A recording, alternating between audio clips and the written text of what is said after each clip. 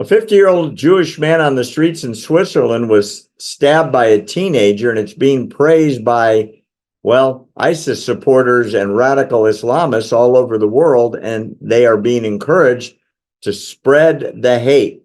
Christians and Jews are being targeted around the world, all in the name of religion.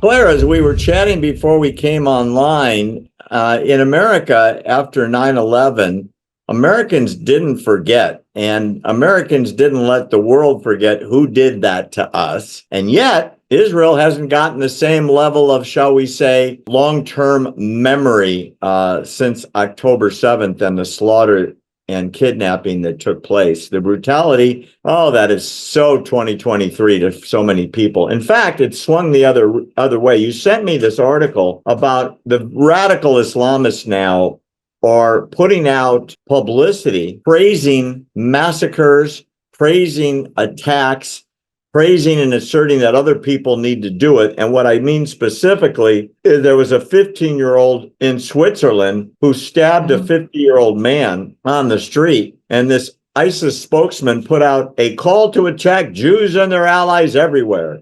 The Jews, the Christians, and their allies must be fought wherever they are. And then they talk about a Jew in Palestine or in China is an infidel whose blood is permissible, and talks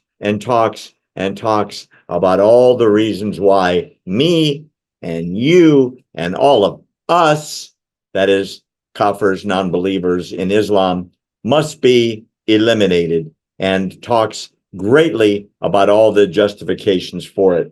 What I really don't understand, I guess, is there's always the crazies, but it's the people that watch the crazies and do nothing that allow the crazies to get away with it. Don't you think?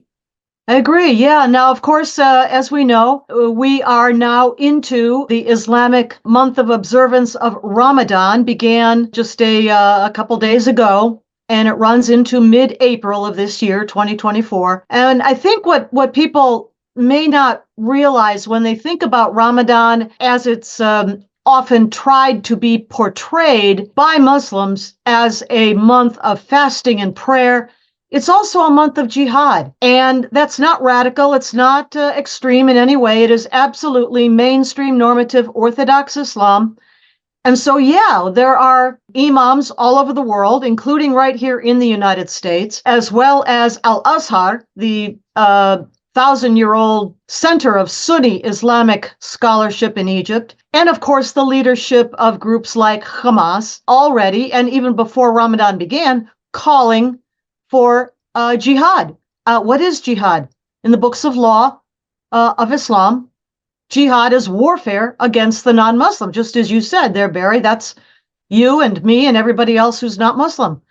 So we should not be surprised when we see an uptick, an increase, tragically so, of jihad terror attacks during this coming month. And yet you and I and a few of us are, it feels like to me, yelling into a hurricane where the wind just takes our voices away and nobody wants to hear it because nobody believes there's a movement of billions of people, Claire Lopez, that think like that. It is so not Western where, you can be male, female, in between, call yourself a squirrel, and we go, okay, whatever. Not in Islam. No, it's a very different mindset, a very different worldview. And there is that tendency, yeah, of course, to sort of mirror image. If we think like this, then, well, everybody else must too, but they don't, do they? No, they don't.